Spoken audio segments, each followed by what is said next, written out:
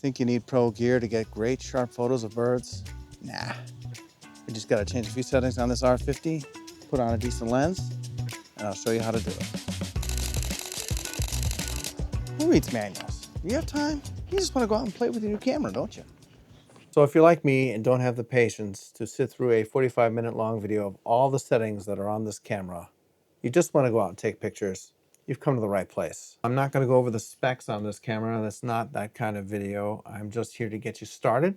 More like putting floaties on in the pool and pushing you off. Let's turn auto mode to TV mode. So first, what does TV mean? It's short for time value mode, which enables the shutter priority mode. You won't need to worry about your aperture or ISO because the camera will handle that for you. All right, let's set up this camera. Press the menu button. Under the camera icon, under menu 1, we're going to change the image quality from the default JPEG to RAW or CRAW. Either option is good. CRAW has a smaller data footprint, but it's essentially the same thing, so I don't think you'll notice a difference. Under the AF menu, menu 1, change AF operation from AI focus to servo. Then under subject to detect, change it from auto to animals, and also check to see if eye detection is enabled. Under the camera menu, number 6, click on drive mode and change it to H+, or high speed continuous plus. This changes the shutter button to take photos continuously when you hold it down. The shutter mode is completely optional at this point. This is where you can turn off the mechanical shutter and go with pure electronic shutter. There are some trade-offs which I will get into later with this option. What's nice about this camera is you can access all of these settings on the touch screen by pressing the Q button. And here's another tip for TV mode. You can use the top wheel toggle to quickly change your shutter speed. Now that we've dialed in all our settings, let's go shoot in the field. All right, now we're out in the field, literally. Gonna see what we can find. It's a little overcast today, so it might be a little more challenging with this setup. To get the spray and pray method with the shutter speed, you can hold it halfway down, and then you just depress when you see your target. And keep going until the buffer gets full. And that's it. That's all you can do. It's pretty short. It's a short burst, probably 8, the way I have it set up. Okay, I have a bird perched right here. Kind of against the sun, so I don't recommend it. But it is perched. Let's see what we get. Oh, perfect.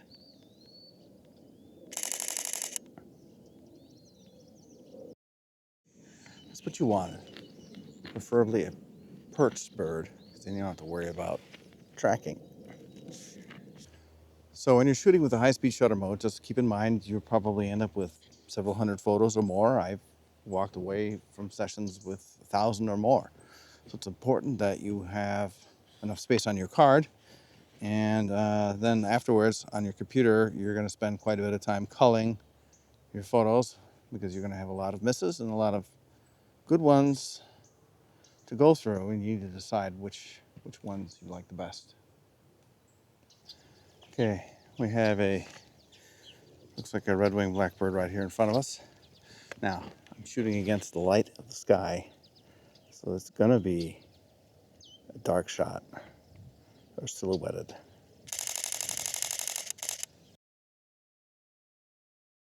Be mindful of the direction of the sun or the light, because you'll have a hard time getting the details out of that bird in post.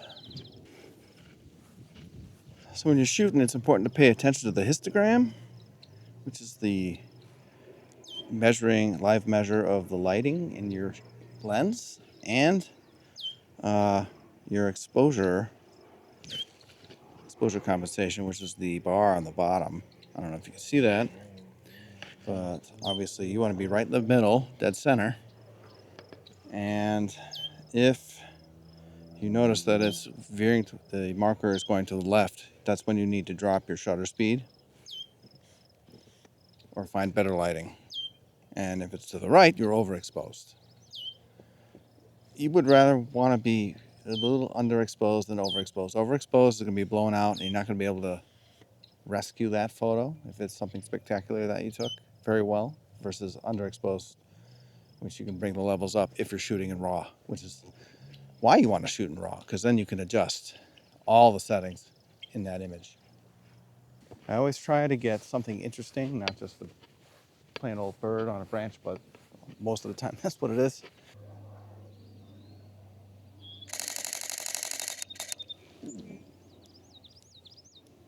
Because the shutter speed is so high, I caught a lot of good stuff here, the bird singing. And the darker it becomes, the harder it is for your camera to focus. Yeah, I'm having a hard time focusing in the... It's just too dark.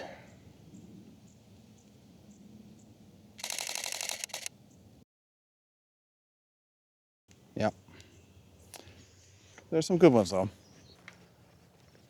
Now you could drop down into electronic shutter mode, but then you encounter a problem known as rolling shutter. Or because it's not mechanical, it's electronic. You will get faster shutter speeds, but your photos could end up looking weird and warped. There's a bee right here. Focus, focus, come on, focus. Yeah, having a problem. Am I too close? Possibly.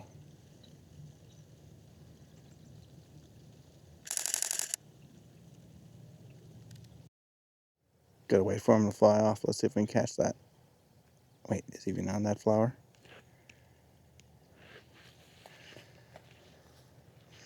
No, he is not. So to recap, the most important settings you want to change are shooting in RAW or C-RAW, servo focus mode, and high-speed shutter mode. The rest you adjust based on your environment and your situation. It's that simple. So hopefully today you've tried some of these settings out, and I hope it was clear. Please let me know in the comments if you've tried these out and what your experiences are. If not, also let me know. I'm curious to see what other people are using. Like I said earlier, this is just a quick and easy way to get started and get off the auto mode. You don't have to worry about all the other settings. You can worry about that later. If you want to get good photos, this is the way to do it. As always, like and subscribe. I'll see you next time.